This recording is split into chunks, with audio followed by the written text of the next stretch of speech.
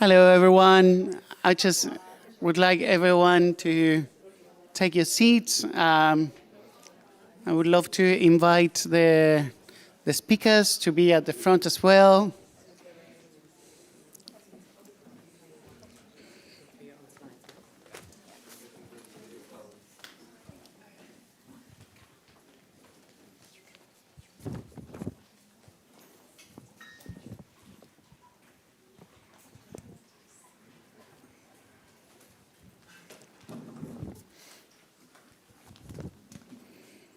Well, welcome everyone. Thanks for joining today. My name is Enrique. I work with Iniciativa Climática de México. I'm coordinating the Independent Global Stocktake for Latin America and the Caribbean, and I will be facilitating this great panel today on this event co-organized between the OECD and ClimateWorks Foundation. So we would talk about what elements this global stocktake that we have this year, what elements will make a success, and what does that mean to drive action on the ground in the years ahead. This event will build on some research from the OECD and the Independent Global Stocktake. So today we have a number of excellent speakers, and thanks a lot for making your time, especially those who are negotiating today. So we're really grateful that you're here with us. So it is very important this year. This is the GST year, and we will have in the Emirates the conclusions and the outcome of this global stocktake that hopefully will drive more ambition in the next round of NDCs and the cooperation and international cooperation. So I would like to start this event with some opening remarks from a representative from the UAE, Thureya Alali. Thureya, sorry, I have my cheat sheets here, is a member of the UAE incoming presidency delegation and leading on the GST. So Thureya, welcome and thanks for your remarks. Thank you, Enrique, and thank you and good afternoon, colleagues. Thank you very much for this opportunity to take the time to share some thoughts on the global stocktake and the progress that has been made thus far from the incoming presidency. The global stocktake is an ongoing party-driven process. And as the incoming presidency, we are looking forward to truly listen to the fruitful discussions that we will have here in Bonn to further evolve our collective goal to ensure a completion of the GST that will guide us to an outcome that will be owned and implemented by all. The global stocktake provides an opportunity for course correction and ratcheting on mitigation, adaptation, and means of implementation.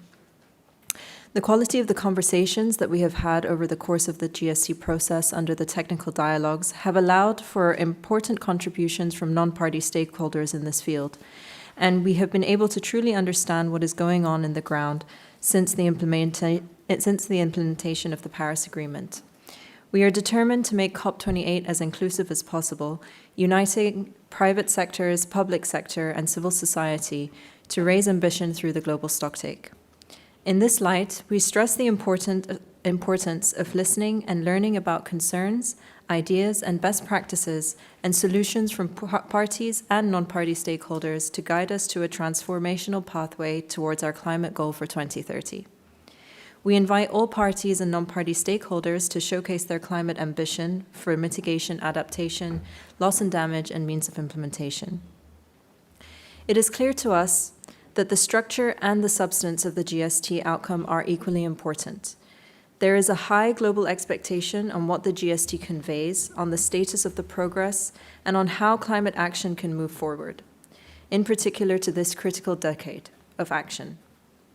In this context, we are mindful of the mandate for consideration of outputs, prompting parties to capture and reflect both opportunities and challenges to effectively align our collective action on the achievement of the Paris Agreement goals, and in particular on keeping 1.5 within reach.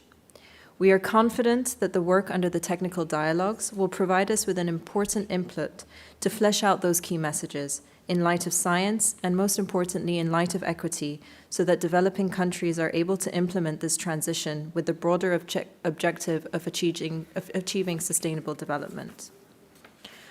While it is not for us as the presidency to preempt the elements of the outcome, we are making every effort to fulfill the mandate and arrive at an outcome that is supported at the political level and that addresses what has been done thus far and how we can close the gap to 1.5 by 2030 and take forward the system's transitions across all sectors. The outcome should address what are the indicators to progress, enhanced resilience, and reduced vulnerability in line to what is agreed under the global goal of adaptation. And importantly, how finance and means of implementation must be approached to enable the transition to implementation in light of equity and to ensure that nobody has been left behind. We really look forward to working with you over the course of this year, and we truly are in your hands to encourage and facilitate progress to achieve a truly successful GST outcome. Thank you. Thank you very much, Thureya. This is super. It's great that we have with you and your words about the outcome and the work of the Emirates presidency, and so thanks for that. So to start with these presentations, I would like to invite Sirini Jeudy-Hugo from the OECD. I would like you to start with this presentation that we have towards a successful outcome of the first global Stocktake.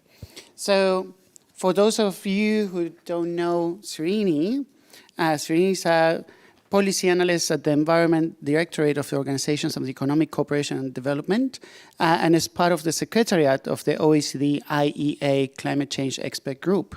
She is currently leading the CCXG, this previous expert group that I mentioned, on the global Stocktake before joining the OECD. She worked on the economic division at the UN Environmental Development Program. So Sirini, please, the floor is yours. Thank you very much, Enrique, and good afternoon, everyone. This afternoon, and setting out some key issues and milestones in the pathway towards a successful outcome of the first global Stocktake. This is based on a paper I prepared together with Leon Charles for the CCXG group. So just a brief outline of what I'll be touching on today. So start off by looking at sort of what does success mean in the context of the GST, turn to what is needed to reach a successful outcome of the first global Stocktake, and then how we could potentially consider designing some of the activities in the consideration of outputs phase of the GST to inform subsequent follow-up action by different actors. And then also turn and look at some options, potential options for structuring impactful technical and political outputs from the first GST. As Thureya mentioned in her opening remarks, it's important to look not just at the substance, but also at the structure. So I hope we'll be able to pick up some of those elements there. And then finally wrap up with some conclusions from our analysis. So there are different ways to think about success for GST. Has the GST process been consistent with the agreed principles set out in the Paris Agreement and in Decision 19 CMA1 of being a comprehensive, facilitative, inclusive and transparent exercise that considers equity and best available science? We can also think about success in terms of has the intended outcome of the GST been achieved in terms of informing national actions and enhancing international cooperation. So this takes us beyond the consideration of outputs component that'll be concluding at COP28 to a sort of implementation arc, which we could see proceeding between 2024 and 2025 and could potentially culminate in the submission of updated NDCs that have been informed by the GST1 that are to be submitted by parties by COP30. So, and also, of course, in thinking about success, it's also important to keep in mind this is the first global Stocktake, and it's very much a learning by doing exercise, so keeping in mind that there's an opportunity for improvement in future GST cycles. So in terms of what is needed to reach a successful outcome of GST1, so it's important to think about how the consideration of outputs phase is designed and sequenced. It could potentially be structured around different phases, which I'll be discussing in my next few slides, and also important to sort of engage different actors. We also need a package of final outputs which are very much fit for purpose. And they're fit for purpose in terms of influencing and informing subsequent follow-up by different actors. So this could, that relates to the sort of the focus and the target and accessibility of the final package of outputs, whether the outputs reach relevant actors, and also whether the outputs, the package of outputs is able to establish relevant follow-up processes and feedback loops with other processes that are ongoing. It's also important to sort of keep momentum going beyond 2023, as I mentioned, so in sort of implementing some of the follow-up processes and feedback loops that are established, and also important to use political pressure points along the way in 2024 and 2025 to ensure implementation and that it's sort of taken forward.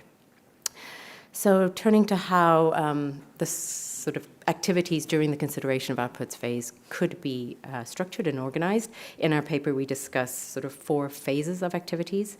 So between March and September, we define this as a sort of awareness building phase, where it's about sort of prior to the release of the synthesis report of the technical dialogues, GST-related discussions in events both within the UNFCCC process and beyond could help to bring the GST to the attention of relevant stakeholders in a way to sort of start building the political momentum ahead of COP28 around the GST.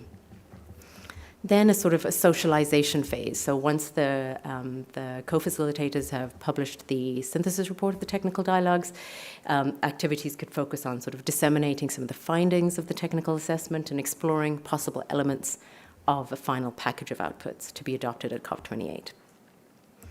Then turning to the decision-making phase, so that will take place obviously at COP28, where the final package and final decisions on the GST are adopted by parties and will involve some of the relevant and key players such as the high-level committee, political leaders, ministers, non-party stakeholders, etc. And then after sort of looking ahead to 2024 and 2025, this is what we sort of cluster as a kind of the follow-up period, and where we sort of really see the implementation of GST recommendations going forward, and which could, as I mentioned, culminate in the adoption of updated NDCs informed by GST at COP30, potentially in Brazil. So now turning to potential elements of a package of technical outputs. So it's really important that the technical outputs are designed in a way that are fit for purpose and provide a sort of an operational dimension that can be picked up in the consideration of outputs phase of the GST. So in our paper, we discuss sort of different elements, targeting different actors. For example, the factual synthesis report that the co-facilitators are working on could be structured in a way to target specifically negotiated and decision makers. This could potentially be supported by technical annexes that provide more detailed, in-depth approaches, toolkits, enabling conditions, etc., that could be picked up by policymakers and practitioners. And it's important to think specifically, particularly around the technical annexes, about the format, to make sure that the format of the information that's being provided is really accessible and useful. And here, for example, information on best practices, high-impact solutions could, for example, be presented in a kind of a searchable database. And I'm really looking forward to testing the search interface that for the GST that the co-facilitators have been working with some organizations around later this week to see if that kind of a more interactive, searchable way of producing material would be really helpful to this process. And I can see some faces in the room smiling at that, and I think that might be the people who are working on the search interface. So looking forward to hearing more and testing that later this week. And then finally in our paper we also discuss the idea of key cards summarizing technical findings, and this would be really about presenting and digesting the technical findings into a format that's visual, that's attractive and accessible to the broader public. So just to kind of get that message across and communicate the message to a broader audience. So now turning to sort of the package of political outputs. It's important to think about the type of political signals that are needed, who could deliver these, and which actors need to be reached with these signals.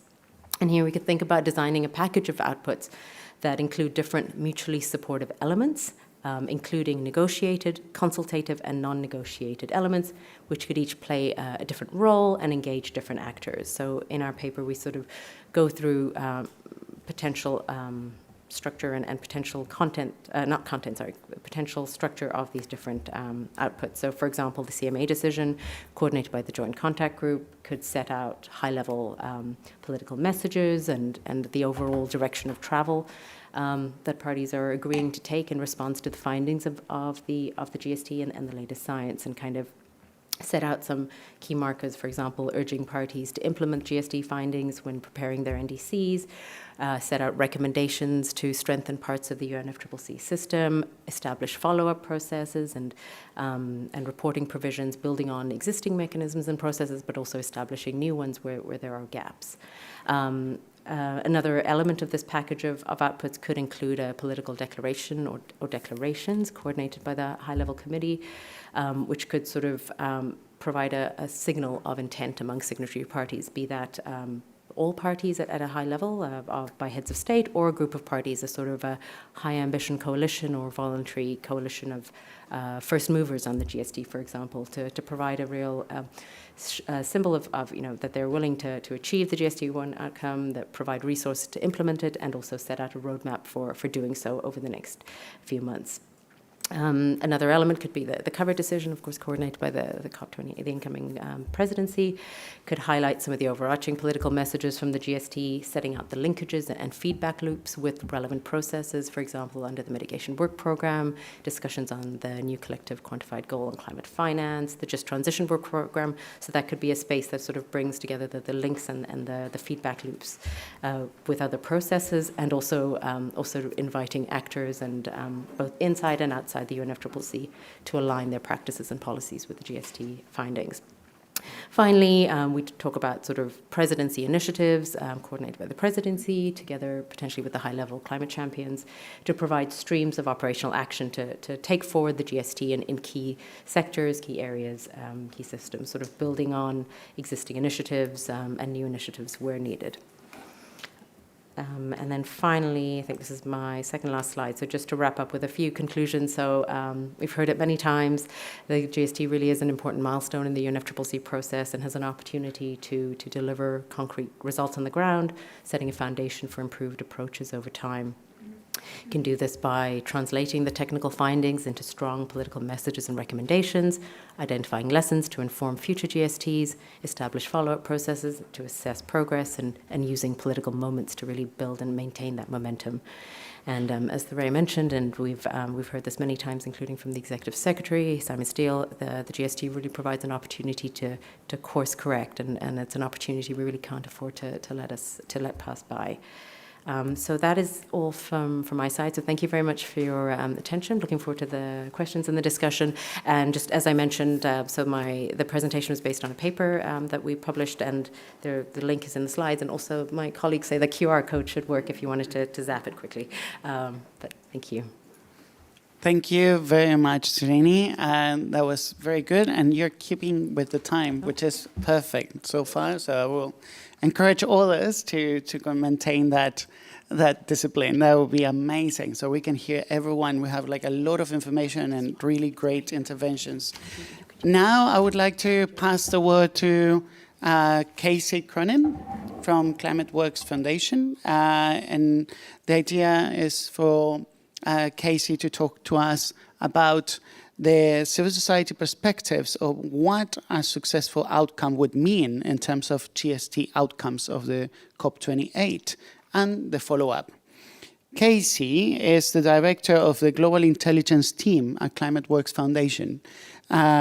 In this role, he leads work to build deeper understanding of the broader economic, social, and political implications of global climate action, and leads the work on initiatives focused on national and corporate accountability, as well as the independent global Stocktake initiative, which he's going to tell us more about now. Casey, the floor is yours. All right. Thank you, Enrique. Thank you, everyone here for joining us this afternoon. As noted, I'm going to say a little about a civil society perspective on the global stocktake. I don't want to claim it as the civil society perspective on the global stocktake, though, just to be clear. And thinking more about both successful outcomes here at COP28, but then particularly with an eye to what comes beyond. I think my main point that I'm going to come back to a couple times here is just how the GST really is more than just an assessment. I think many of us in the iGST, many of us in the room have been very focused on the technical dialogue and the technical inputs, things that do feed into the assessment part. But this really was designed to be so much more than that, and a springboard to really accelerate our transition to a safer world. So quickly on what the iGST is, for those of you not familiar with us, it's a consortium of civil society organizations working together to support a stronger and robust global stocktake. We work as an independent community. That doesn't mean we always agree with each other, but that we do conduct independent and joint research and advocacy together for a robust and inclusive stocktake that empowers ultimately countries and other actors to take greater climate action. So that's just so you understand a little who we are. This next slide is not important to see all the logos. This is just a bit of the structure, the consortium of the full iGST. This has involved thematic working groups working on adaptation, equity, finance, and mitigation. It produces research and analysis and for the technical dialogue, and then also regional hubs working to connect this process in with what is going on in Latin America and the Caribbean, the West Africa and Southeast Asia, a number of other organizations on here that also have been working closely. The breadth of these organizations, and I think the research they've done, is what is important here, and really what then we've been working to synthesize into what do we need from the global stocktake. So we know now, as we enter into the political phase, this is meant to be forward-looking. This is meant to be focused on solutions. We need these priorities to be clear, actionable, focused on impact, again, to really use that springboard mechanism in the months and then years ahead. We also know that to remain legitimate, the global stocktake truly must balance outcomes across adaptation, finance, here including means of implementation and support, mitigation, as well as loss and damage and response measures. So pulling from the research across the iGST consortium, we've really bucketed these priorities in then 5 categories. First and foremost, we need a step change in the global adaptation response. This should be clear and unequivocal. I'll get into more in each of these in a second. But second, we need a pivot in how finance is understood, provided, and mobilized. Third, we need a renewed commitment and renewed political commitment to ambitious 1.5C aligned NDCs in 2025 and every 5 years thereafter. Fourth, we need a balanced and equity-rooted approach through the global stocktake, the outcomes, and what comes next. And then finally, and again, thinking about what comes next, we need strengthened data and accountability mechanisms for implementation for both countries and then also for non-state actors. So just to give a little more color on each of these, this is something we're continuing to work on as a network, and we actually want to engage with others to continue to refine these priorities. But with a step change in the global adaptation response, we know this first global stocktake is already clear, but must acknowledge that we need a sufficient adaptation response that we start this decade that both enhances adaptive capacities and reduces vulnerabilities to even a 1.5 or well below 2 degree scenario, which already requires a high degree of adaptation and is something we need to be acting on now. In terms of pivot in how finance is understood, provided, and mobilized, we know that finance is a critical enabler of all of the transitions. And so this first global stocktake must recognize and acknowledge that finance is not being provided yet at the scale commensurate with the needs, and then in particular clarify pathways towards a rapid reallocation of capital towards climate solutions, and then improvements in access to this capital, particularly for developing countries. Third, in terms of mitigation, we know we need a renewed commitment to ambitious 1.5C aligned NDCs. That will hopefully happen here with this next round, but then it must happen every round thereafter. Each stocktake is mandated to inform the next round of NDCs. That was baked into the original design back in the Paris Agreement. And so this first global stocktake really sets the precedent. This sets the tone. Does this continue to happen? So this must include clear guidance for the next round of 2025 NDCs that have both 2030 benchmarks as well as 2035 targets and commitments that are indeed aligned with this 1.5C pathway. Finally, fourth, In terms of equity, we know we need a balanced and equity-rooted approach to the global stocktake. This was also enshrined in the language of the Paris Agreement. This would be all conducted in light of equity and the best available science. But this must mean, as I said before, we have sufficient attention to all three long-term goals of the Paris Agreement, as well as loss and damage and response measures.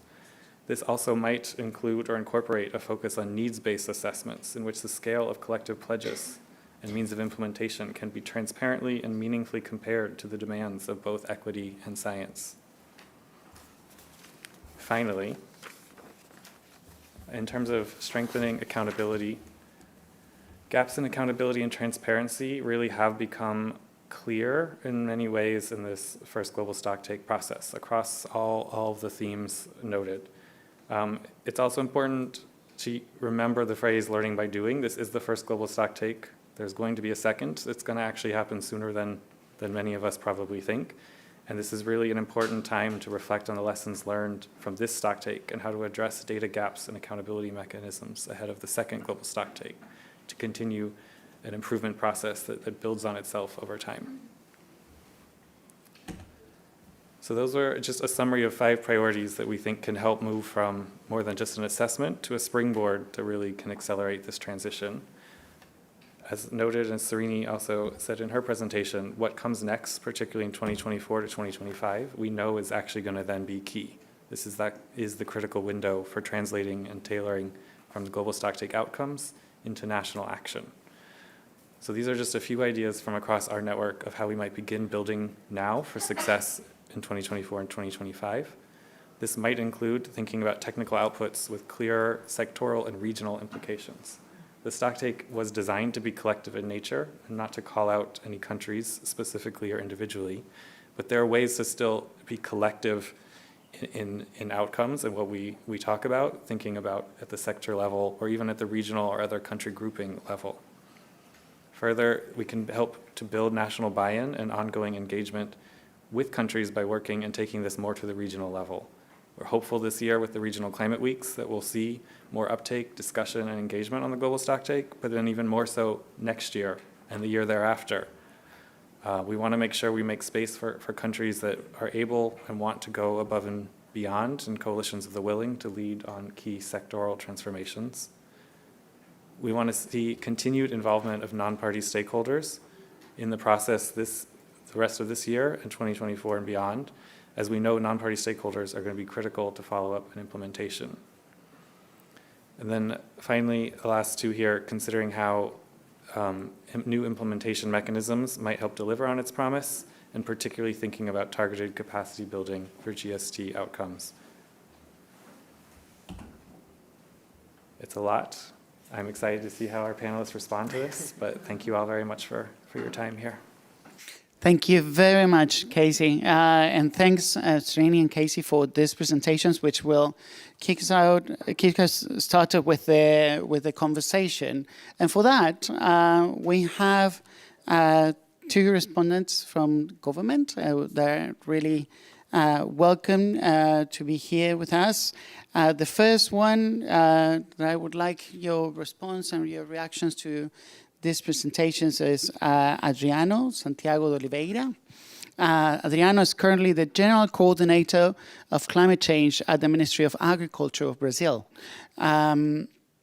He was advisor on climate change at the Ministry of Environment and Climate Change of Brazil. He has been working at the Ministry of Environment and Ministry of Science and Technology since 2005 as government employee. He has been a member of the Brazilian COP delegation since 2001. So it's a pleasure to have you with us today, and we would love to hear from you, your reactions to these presentations, and your thoughts and reflections on what is needed to reach out the successful outcome of the GST that we all want, and especially in the light of this timeline that actually kind of concludes with new NDCs when your country will hopefully host the COP in 2025. So please, we're really looking forward to that. Okay, thank you very much, Enrique. And first of all, I would like to thank very much the OECD for the invitation. And of course, I would like to I thank very much Sirini and Casey for this very exciting presentation to have this conversation, and of course our UAE hoster, Thureya, and our colleagues from here as speakers, Elizabeth and Danica and Maryke. Talking about delivering a successful global stocktake, I think Sirini presented the mandate contained in Paris Agreement. I think it's very clear, you will not repeat it, and also the mandate coming from the decision 19 CMA1, the Katowice decision. I appreciate what Casey said about the global stocktake is more than an assessment. I think it's important to consider this point. I agree with Casey. If you could think about the global stocktake on terms of mandate, to have Article 14.1 saying that we will go into a stock take the implementation of Paris Agreement. We are talking about to stock take the implementation of Paris Agreement. But we have the Article 14.3 saying that the outcomes, and we are talking about here, the outcomes of the global stocktake will inform parties to enhance and update their actions and support in a national determined manner. It's important to say it. And the global stocktake will inform the enhancement of international cooperation like Sirini presented to us. And I think it's very interesting. I was thinking with myself here when Casey presented the thematic areas of the global stocktake, and we usually repeat the same order in the paragraph in the Article 14.1, mitigation, adaptation, means of implementation, and we consider the two other elements coming from the Katowice decision, response measures and loss and damage, and Casey presented adaptation, finance, mitigation, loss and damage, and response measure. It's very important to say that there is no priority order in Article 14.1 in terms of thematic area. I think we need to think about the thematic areas in a holistic approach, giving the importance to each one, but not providing more importance to one or another area. I think it's a first reflection on the presentations.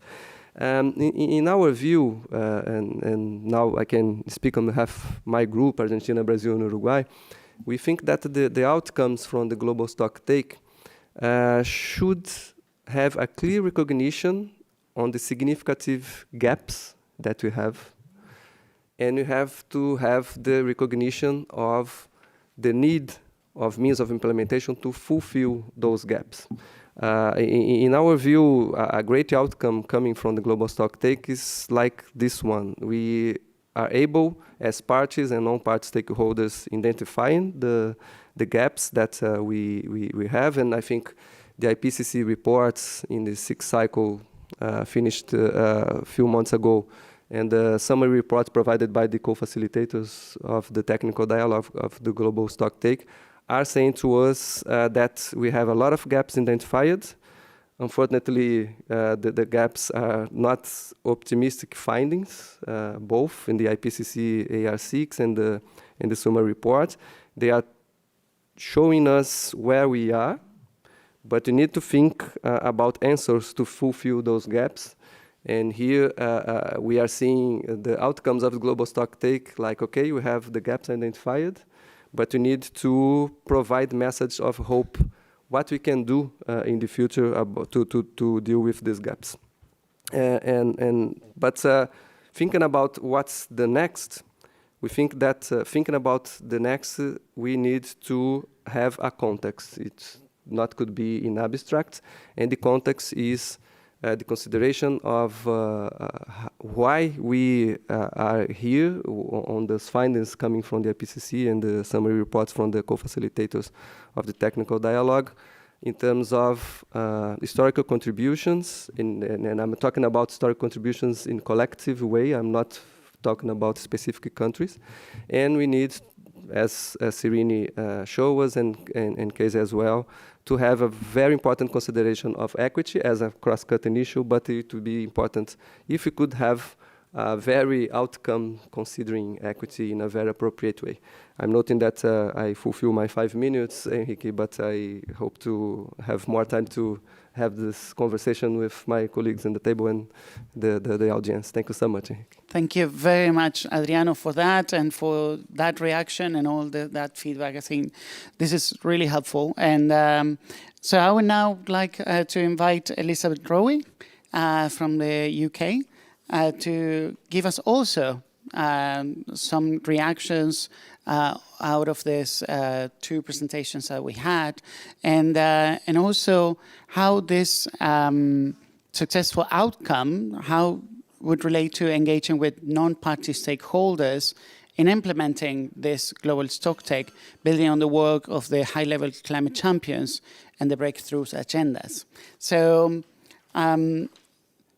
let me just introduce you to the public. And Elizabeth is in the UK's negotiator. She is, the UK's negotiator on the global stocktake, working in the Department of Energy Security and Net Zero. She worked on the Global Climate Action Agenda for the COP26 presidency and advised the COP26 high-level champion. Prior to that, her work has focused on domestic UK environmental and agriculture policy. So, welcome, Elizabeth, and please go ahead. The floor is yours. Thanks very much, Enrique, and yeah, thanks very much to the presenters and to the rest of the panelists. It's great to be here. And in thinking, I guess, about what implementing the global stocktake outcome could look like, with a particular focus for non-party stakeholders, I think the first thing to ask is very much, what is a successful global stocktake outcome? What does it look like? And I think for me, it's very much a kind of focus on the action we need to take in response to what has been found throughout the global stocktake process, the gaps, the barriers, but also the good practices and the opportunities. And I think this very much needs to be in the immediate term, and in this critical decade, as we've mentioned, we don't have much time if we're going to really limit temperature rise to 1.5 degrees, and therefore we need this to be very focused towards 2030 in this decade, as well as looking clearly beyond 2030 as we set the next round of NDCs in 2025. And I think this involves inevitably a focus on different sectors of our economies, different policies, different actors that need to be involved in this. And the Global Stocktake is really a great opportunity, as we have been doing via the technical dialogue in many respects, to look at what is working in different areas, what's happening in energy, what's happening on forests, what's happening on adaptation in water or in different areas as well. And it's an opportunity to look at what's happening and therefore what needs to happen next. Where is it not going far enough? And this really does involve all actors. I think here's where the international cooperation enhancement part of the mandate in Article 14 really is brought to bear on us, because implementation of all of these areas is impossible without all actors coming together and with international cooperation. So really want to emphasize, I guess, the kind of vital role of non-party stakeholders in collaborating on implementing, but also reaching successful outcomes of the global stocktake. How we land this there then is a good question, and it's really helpful to get the input from the presenters, because I think the format of the global stocktake outcome will have a really big say on how implementable it is. And there are obviously ongoing negotiations and discussions on what that will be throughout this year, and we look forward also to working closely with the presidency to see what different elements are part of the outcome. But it's important for whatever outcome to send clear political signals. I think it's evident that all actors need, both domestic implementers in governments, but also outside government, need to have a clear idea of the political direction. And so ensuring that that direction is as ambitious as possible and doesn't leave anyone behind is the primary focus. There are then various opportunities within the COP28 high-level events on the global stocktake, and the kind of plethora of initiatives that have been part of our process over the last few years to see non-party stakeholders very much involved in the formulation of what will be discussed at COP28 itself. And I think if we come forward with some kind of roadmap or plan of action to 2030, it's evident that we will need input from non-party stakeholders in formulating what that needs to look like. And I think we've seen a great example throughout the global stocktake process in the technical dialogue of how that can happen. And we would really support seeing that continued in the consideration of outputs phase. What happens then, once we've achieved a good outcome, I guess we then turn to implementation, and this is where also non-party stakeholders have a crucial role to play. I think the high-level champions have a really interesting role in this space as the kind of bridge between parties, non-party stakeholders within our process. And it's important that we kind of take into account the opportunity that their role presents in kind of enabling non-party views to be reflected, but then also kind of driving the so-called ambition loop towards better communication between governments and non-parties to enable more efficient and joined-up implementation. And really, if we're coming up with something which is clear about the next steps, we need the next steps to be time-bound as well, and for those actions to be very clear so that different organisations can really set their own policies and targets to align with those. So I think there's a critical role for the high-level champions in that communicating and translating what's going on. I think there are also a lot of the follow-up of the global stocktake, I think, should happen within the existing UNFCCC frameworks. We've got a whole host of work programs and work going on, and I think it's a really great opportunity for some of the global stocktake outcomes to be carried forward in work streams that are already in existence and kind of taken on. Again, we can learn in those different work streams from the global stocktake in terms of how non-party stakeholders might be incorporated or their voices heard as those things are carried forward. And then there's an interesting question, finally, on accountability. And clearly, there's going to be a new accountability mechanism coming through for parties through the Enhanced Transparency Framework in 2024, which I think will be a really interesting follow-up to this global stocktake and will hopefully provide us with further accuracy and just more data for the next global stocktake. But in terms of non-party action as well, I think there are some examples, for example, in the Breakthrough Agenda, where there is an annual report produced on what is happening under each of the sectors where there have been commitments, and then what further action is recommended in terms of priority actions for those involved to take forward. So there are examples there. There's also the Global Climate Action Portal, which I think is probably quite an underused resource in terms of mapping out what is going on in different regions and with different stakeholders. And I think there's a real opportunity for considering how that might be then built into or feed into implementing whatever kind of roadmap or outcome we end up with. But I'll leave it there for now. Thank you. Thank you very much, Elizabeth. And so that's great, and I'm happy that we talk about non-state actors, because now I also would like to pass to our last respondent, because unfortunately I've been told that Maryke van Staden is not going to make the panel, but and the good side of that, we'll have some more time for the exchange and the interaction. So, Adriano, you will have more time to come with more inputs as well. So, Danica Marie Supnet, she is from ICSC, and the idea is to also have your reactions with this to this presentations and the impacts of this global stocktake, in particular in your region, in Southeast Asia. So let me introduce you to the public. And Danica is the Interim Director for Climate Policy of the Institute for Climate and Sustainable Cities, based in Manila, as well as co-lead of the iGST Southeast Asia Hub. Danica leads the ICSC work with national and local governments and communities on policy and planning development, as well as the portfolio on mainstreaming the gender and development agenda for climate policies in the Philippines. So thanks a lot for being with us today, and the floor is yours. Thank you very much, Enrique, and thank you to our presenters and to my co-panelists. It's a pleasure to be with you all. So, without further ado, I would like to highlight also some of the points that Sirini mentioned a while ago during her presentation, rather. Sorry about that.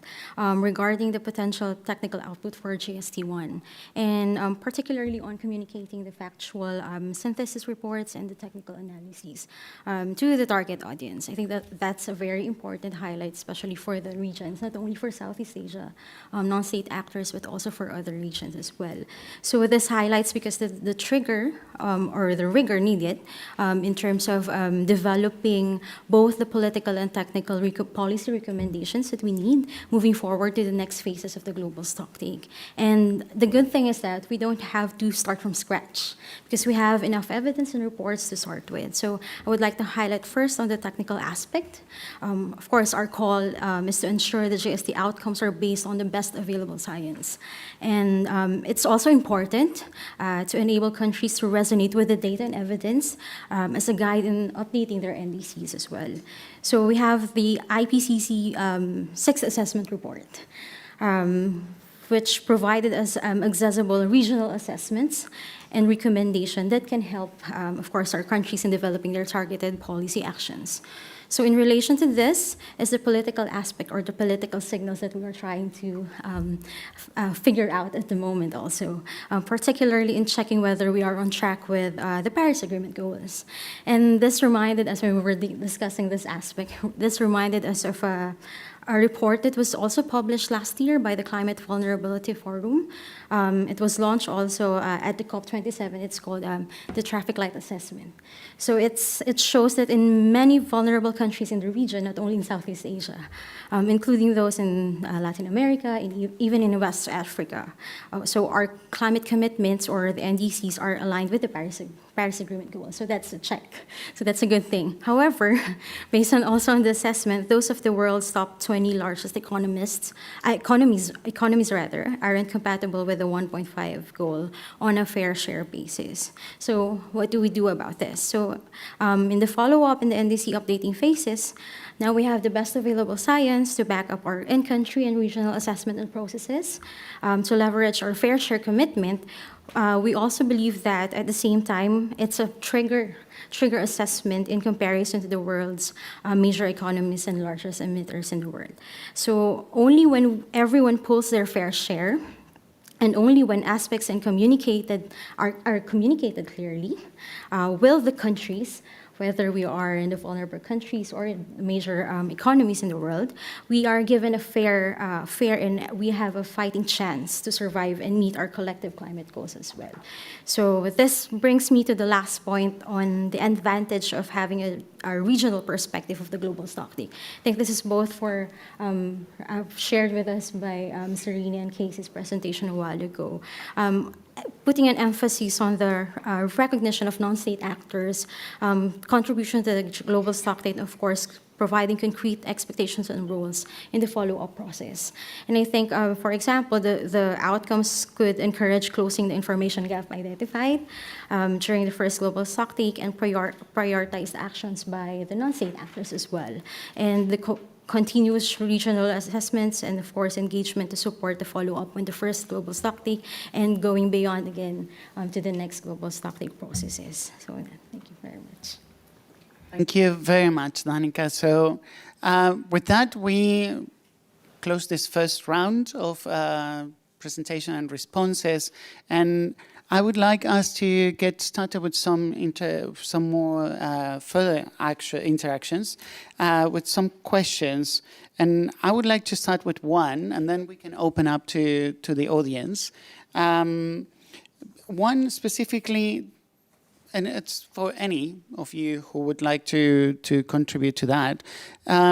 If any of you could actually bring us with or elaborate on one or two key things that you would need to see in the final package of outputs of this global stocktake to enable stronger policy outcomes at home.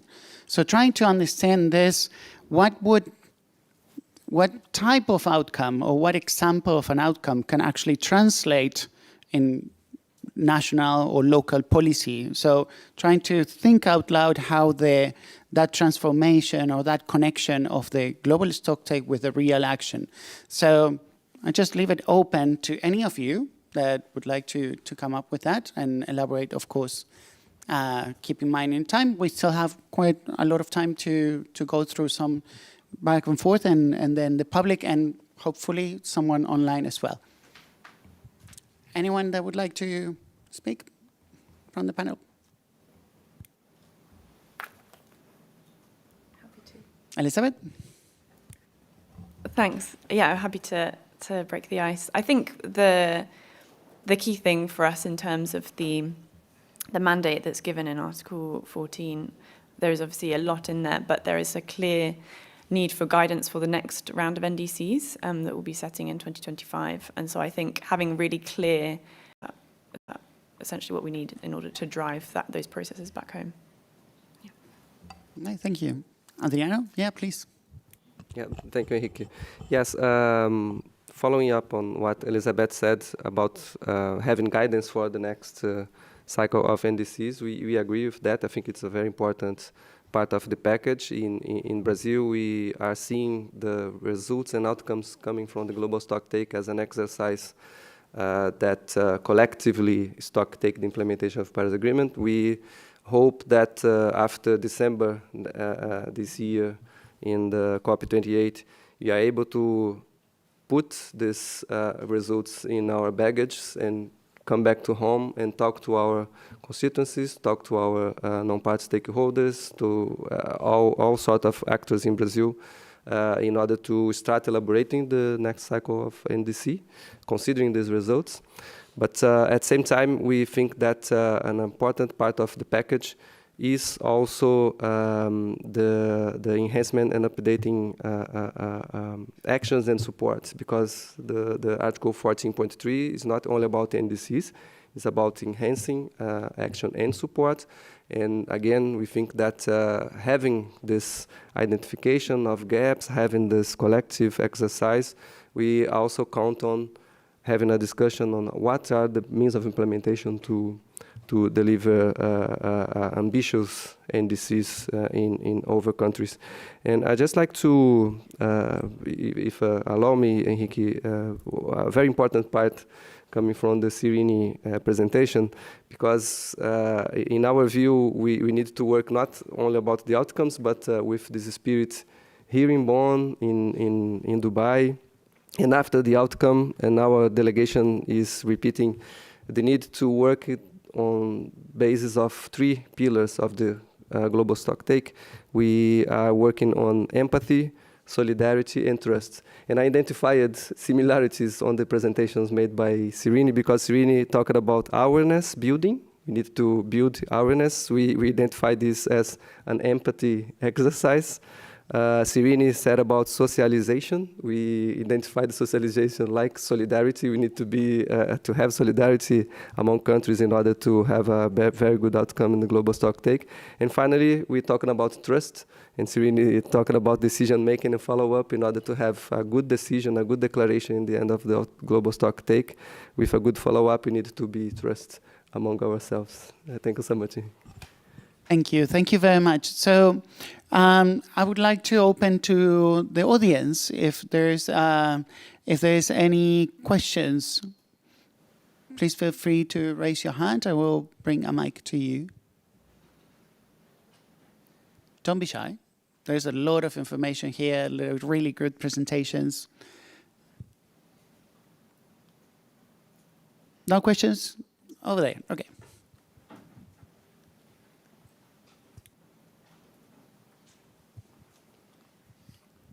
Thank you all for the good presentations. I thinking ahead and to connection of the COP28. How do you see that non-party stakeholders, civil society can support what Sirini called the socialization of the technical dialogues? It's a short period of time to make sure that we have all the technical dialogue messages transmitted to the entire civil society. So how do you see this process, and how can we work together in solidarity, as Adriano said? Thank you. Thank you, Miriam. anyone would like to respond? Yeah. Start, Sirini, maybe. Thank you for the question, and yes, that's a very good point. So the socialization phase is incredibly tight, so it'll be very charged a few months after September, as soon as we've got the factual synthesis report from the co-facilitators, which we're expecting in the beginning of September, but basically between then and COP, we have a lot of work to do. So in terms of non-party stakeholders, I think there would definitely be a very important role to play in terms of socialization and communication of the messages coming out, and there could be opportunities to link to activities that are already taking place. For example, the regional climate weeks, which will be taking place September, October in the autumn. I think that might be a first port of call instead of maybe adding new events to an already very busy agenda, maybe trying to make the best use of that. The UNSG, the high-level summit in September, the Climate Ambition Summit, if there's any sort of events that could be organized around that, and sort of like just building on the timeline and the activities that we already have. And I think at the regional level, I think the Climate Weeks would be a good starting place at least. Thank you. Danica? Yeah, please, go ahead. Thank you so much. I think, thank you for that question. It's really putting emphasis on what the non-state actors can do within the global stocktake and also beyond. I think it's also important to ensure the participation and collaboration, multi-stakeholder collaboration, of course, especially at an in-country processes, especially that it's already going towards the updating of the NDC. And also, we have this sphere of civil society organizations. We have the academe, we have non-government organizations, we also have climate modelers, we also have other think tanks who are coming together, similar to what we've been doing in the regional hubs, bringing them together into a platform to see what could be the, let's say, the initiatives that these platforms can do for the region. For instance, for Southeast Asia, we're looking at the aspects of what are the shared issues, shared sectors within the region that resonates not only for one country but also for others. And I think that's a very good way to look at also what could be the collective goal for the region by starting what we have shared within the region, and that's where the CSO, civil society organizations, can come in. Thank you. Adriano, yes, please. No, thank you very much, Enrique. Very quickly, because I think the question is very good about socialization of information. We have in those last 3 years a very good, important instrument, which is the Global Stocktake portal in the UNFCCC. We have a lot of information there. Of course, there are hundreds of information. The co-facilitators of the technical dialogue have done the best to put this in the summary reports, but have this one. But we need to transform this hermetic language. Sometimes we have a very technical language. We need to be able, as negotiators, to try to translate those informations in very clear messages from the technical side to the political side. As you know, Argentina, Brazil, and Uruguay has a vision that we don't see the decision and a political declaration as mutually exclusive. We see both documents being constructed. In our view, having a very clear decision with a very clear language, we should translate this information in a very clear message to a very political clear message in order to achieve people on the ground to understand and to help the world to meet the targets on mitigation, adaptation, means of implementation, loss and damage, and response measures. Thank you. Thank you very much for all those responses. That's really great. Are there any other questions? Over there. There's one.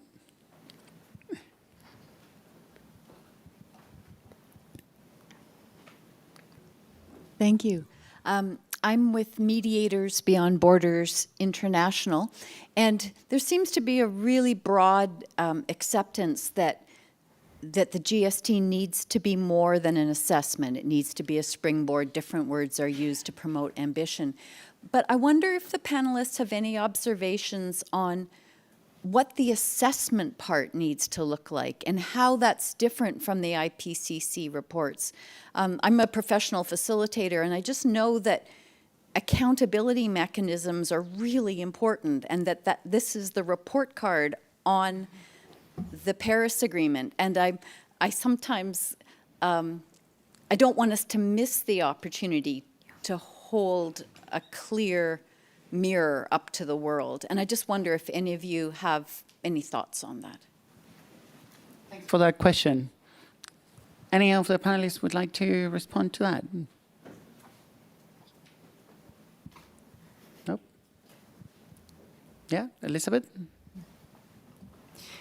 Yeah, thank you for the question. It's a very good one. I think clearly there's a lot of information that's gone in. So there is a lot of data as to how we're doing.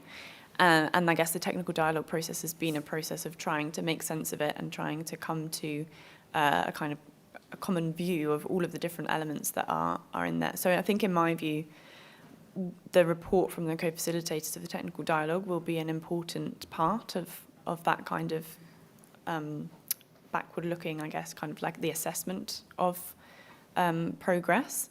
And I think that's why we have quite a critical job this week in the final session of the technical dialogue in terms of making sure that the messages that are coming out and going to come out of that report are as kind of based on the science in front of us as possible, and on all the action that's taken place. So I think that's one key part of it. I think the fact that the AR6 IPCC reporting kind of cycle is obviously aligned with this GST. Like, that is a key part for us of ensuring that we're actually taking into account the best available science, and that really acts as a guide towards how we're doing, and as a consequence of that, guides our action going forward, because I think a key part of how we're doing is evident. It's not enough, and therefore we're going to have to fill the gaps remaining. So yeah, that would be my initial reaction. Thank you. Sirini, please. Thank you. Thanks for the question. And just to build on what Lizzie has said, so I think what will be very important also from the GST is beyond looking at the assessment, but the kind of identifying the enablers and means of implementation, also, as Adriano mentioned, that we have at our hands, and how do we make that better, and how do we make the system we have, the Paris Agreement, the architecture, the relevant bodies, the work programs we have, how do we make that fit for purpose? Sort of, we already have a very good basis and foundation to build on, but it is leading to certain gaps. So how do we use the system that we have? How do we fill any gaps that we still have? So kind of really looking forward and saying, what are the enablers? What are the means of implementation we need to fill the gaps that the IPCC, the latest science, has told us about, that the technical dialogue discussions have highlighted, and then using that to kind of, to feed into a revision, and how do we tweak the system that we already have? How do we build on that? Identifying best practices, examples that can be scaled up, and sort of taken forward at a concrete level as well. Adriano, please go ahead. Yeah, thank you, Enrique. Thank you very much for the question. As you know, I like very much to talk about means of implementation when I'm talking about global stocktake, but now I will take advantage on saying something about mitigation, building up on the question. First of all, the IPCC is the best available science in our view, of course, but we have a lot of material other than the IPCC to consider. For example, in mitigation, in our view, we can use the biennial reports, the biennial updated reports from developed countries and developing countries, the national communications. I think there are a lot of informations coming from the emissions from the countries. Of course, again, the global stocktake is a collective exercise. We are not finger point to specific countries, but we have ways to consider countries, groups of countries in a collective way to see, based on the national reports, if we are being able to deliver what we committed regarding the Convention and the Paris Agreement. Thank you. Thank you very much, Adriano. We have another question here. A contribution, if I may. I'm the person who was smiling before when Sirini was talking about the resource that was developed with the co-facilitators, and responding to Adriano's comment about so many documents that have been uploaded to the process. So a sneak preview into that. there's about 170,000 pages of documents that were uploaded and that serve as official inputs into the global stocktake. We all know the resources at our capacity to read those. So Climate Policy Radar, in collaboration with the co-facilitators, the UNFCCC, has now made those all machine readable, translated from all languages, fully searchable, and with machine learning filters that correspond to all of those themes, to mitigation, adaptation, means of implementation, loss and damage, of course, and cross-cutting themes like vulnerable groups and capacity building, and so on and so forth. So the ability to start digging into those best practices and challenges is hopefully going to improve a little bit. There's still a lot of work that needs to be done in compiling and analyzing those, but hopefully we're making a step forward. We're launching this tomorrow, but very relevant to this debate. So bonus to everyone who's in this room today. Absolutely. Thank you very much for that contribution. We clearly have a lot of information. And since we still have 10 more minutes in case there are more questions over there in the public. If not, I'm gonna ask one other question myself, which is around what happens after. Like, we have the GST this year, and then ideally a new round of NDCs by 2025. So do you envision any follow-up process, political milestones, or different moments from now till 2025 that could actually help implementing or help translating the outcomes of this GST into more ambitious new NDCs by 2025?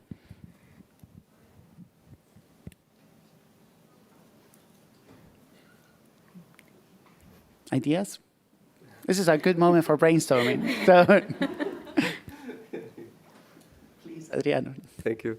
Yeah, I think thinking in a short term after the global stocktake, we have a mandate coming from the Katowice decision, which says that we will have a United Nations Secretary General event. I think it's a very important political momentum after the global stocktake, because this event, through this event, the parties will be called to present this new cycle of NDCs, and actually we'll have this starting cycle in the COP30, hopefully in Brazil, if everything is going right, in terms of acceptance, of course, of our candidature.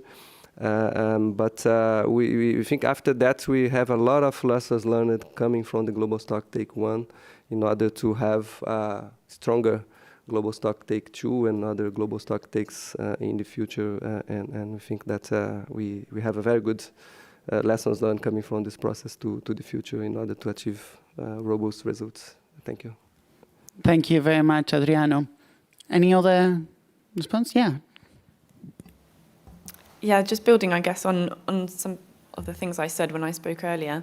I think that there's a kind of technical level to follow up and there's a political level to follow up, and we might want to think about them a bit differently. I think on the technical side, I think it's important that what comes out of the global stocktake is taken forward within the process, so it can't just be something that we all agree and say at COP28 and then that sort of dies down until the next GST, which is why I think there's a real scope for looking at the actions that we identify or the recommendations that we give moving forward, and identify spaces within the UNFCCC process that they already can be embedded in. So, for example, the mitigation work programme could take forward actions to 2030 on mitigation. The adaptation kind of framework and cycle that is being developed under the GGA negotiations could take forward any kind of considerations on adaptation. So there is, I think, scope on the technical side to build on the process that we already have. I agree that there's a need also for kind of political accountability and political kind of framing of that GST, of the NDC moment in 2025, and clearly the UNSG has a mandate to bring us together to announce those. And I think it's a question worth asking, what is needed in 2024 in advance of that to kind of set the expectation in terms of what has come out of the GST, and therefore what are we planning before we actually get to that moment? Well, thank you very much. Just checking if there is any other question or intervention. Yeah, please, to you. Hi, my name is Ilyasha Pete from ClimateWorks Foundation. It's such a pleasure to be here and loved hearing all that you said. The thing that struck me most is we're talking a lot about the civil society, and we talked about making the message so that they could understand. My question is, how can we not only help them understand the message, but speak to their passion to help them engage even more aggressively? Anyone wants to take up that question in the last 2.5 minutes? Who would like to go first?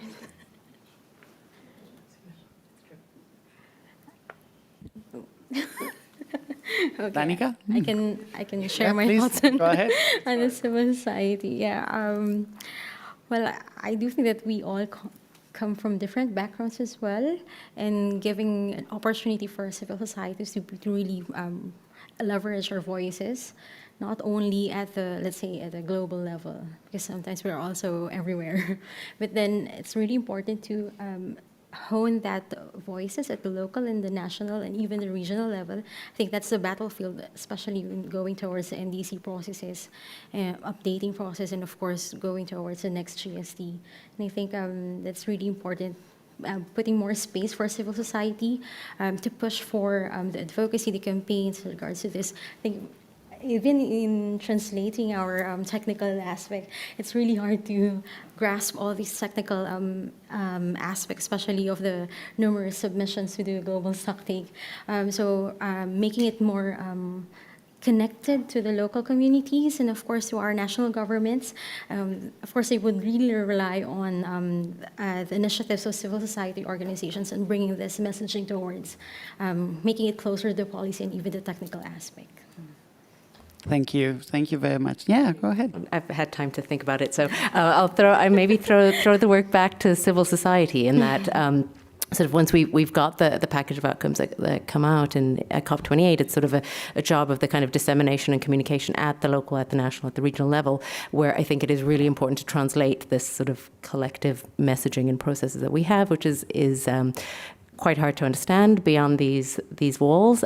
So kind of translating that, and I think that's sort of where the GST could maybe invite non-party stakeholders to really drive that communication effort and sort of integrate that in their activities, that their amazing work that they're doing already at different levels. So kind of integrate that in and build that, and then obviously tailor the messages depending on the local context, because that would obviously depend on the country, the local situation. But I think it would be a challenge also for civil society to take up that challenge.